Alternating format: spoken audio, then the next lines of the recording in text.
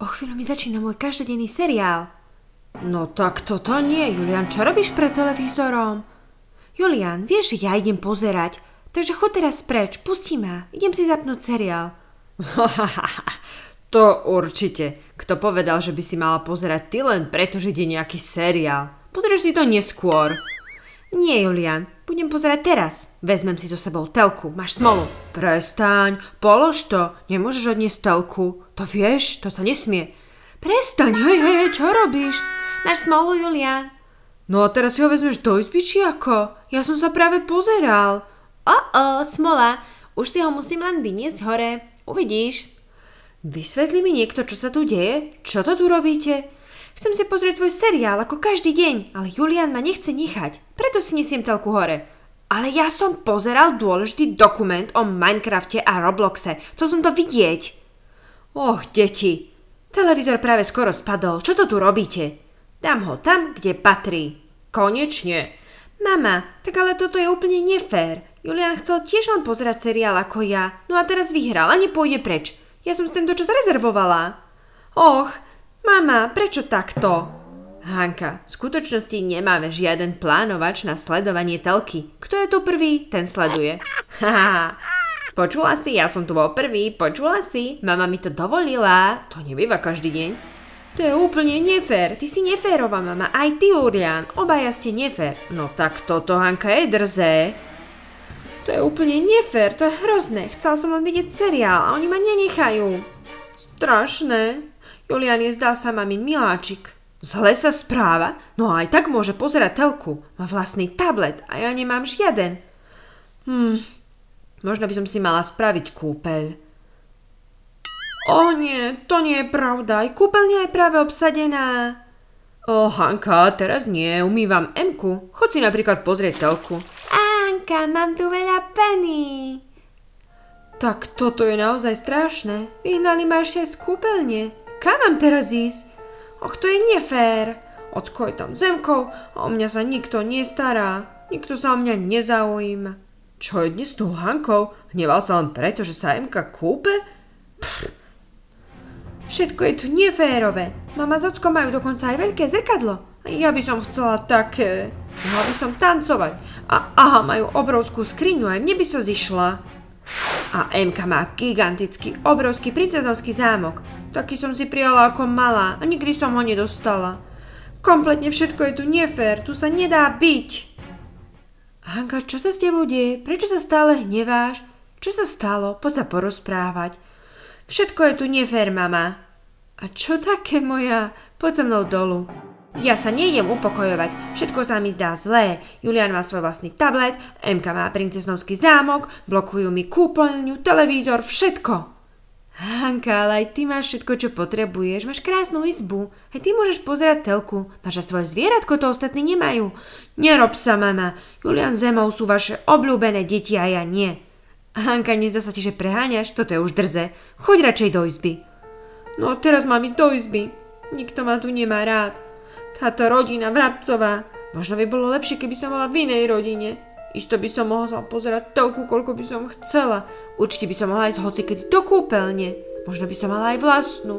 To by bolo krásne. Moment, kde som to? Wow, čo je toto za veľkú izbu? Je obrovská. A je tu všetko, čo som kedy chcela. Wow, vlastný toaletný stolík. Vlastný televízor. Jej. Laptop, gauč. A vy ste kto? Aké krásne zvieratka. Prestaň ma štekliť. Úžasné, že mám vlastných psíkov. Ale škoda, aj zajačika som mala rada. Aj on je tu. Všetko je tu dokonalé. Wow, obrovská šatníková skriňa. Perfektné kabelky. Tak tu si veľmi rýchlo zvyknem. Trošku si to tu zútulním. A čo je za tými dverami? Tu sa ide von. To nie je možné. To je paráda, vlastný balkón vedľa izby. Tak toto je ako princeznovský zámok. A ten výhľad, obrovská záhrada a vlastné jazero. A čo je za týmito dverami? Že by ďalšia izba pre mňa? Wow, to je nádherná izba. Vyzerá ako dievčenská izba. Možno nemám v tejto rodine brata a malú sestričku, ale nejakú veľkú sestru. Moja veľká sestra má úžasnú posteľ s baldachínom. Mačička, jej.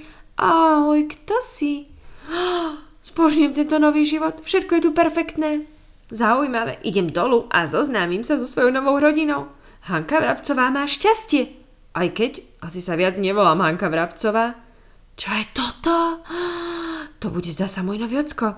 Ahoj moja, ako sa máš? Nevedel som, čo si dáš na večeru, tak som niečo pripravil aj objednal. Vyber si. Máme cheeseburger, pizzu, máme žemle, je tu aj ananás a čokoládový koláč ako dezert. Vážne? Môžem si hocičo vybrať? Čo je to za otázku, Zlatko? Samozrejme, ako inak. Tak ja si teda vezmem cheeseburger. Ďakujem, ocko. Tvoja mama a veľká sestra sú ešte preč, tak si zatiaľ urob pohodlie a usaď sa. Úžasné, ja môžem ísť pred televízorom?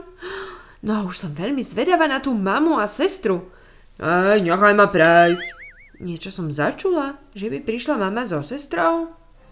Čo robíš na tom gauči? Zjedla si mi burger, ktorý som chcela ja. Mama veľkého Juliana a Sonia? Niečo tu nesedí. Vy ste moja sestra a mama? Áno, ale keby sme si mohli vybrať, neboli by sme. Čo je to za otázka? Samozrejme som tvoja mama, ale ty nie si moja obľúbená dcéra. Toto je moja obľúbená dcérka. A teraz vypadni, ja idem pozerať telku. Och, nie. Keby bola moja sestra Sonia, to by bolo otrasné. Zdá sa mi, že som zaspala. Bol to len sen. To je šťastie, bolo to divné. Vieš čo, Zajo, nepotrebujem mačku ani šteniatka. Teším sa, že mám teba. A vlastne, ani ten Julian s Zemkou nie sú nakoniec takí hrozní. Len si predstavím, že by bola Sonia moja sestra, to by som nemala pokoj ani minútu. Jej, tu sú všetci. Moja rodina, Vrabcovci. Ahojte všetci, ahojte Vrabcovci. Ahoj Hanka, už si sa znovu upokojila? Áno, a chcela som vám povedať všetkým, že vás mám veľmi rada. No to je pekné, ale nevidíme. Uhni, Hanka. Pozor. Áno, posuniem sa. Teším sa, že toto je moja rodina. Inú nechcem.